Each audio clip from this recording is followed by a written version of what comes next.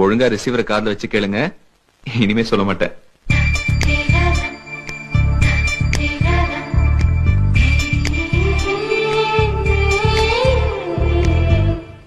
கேட்டுச்சா?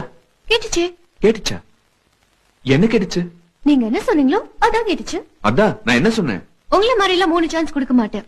only 1 chance. நீங்க ரிசீவரை ஒழுங்கா வச்சு கேளுங்க. ஓகே?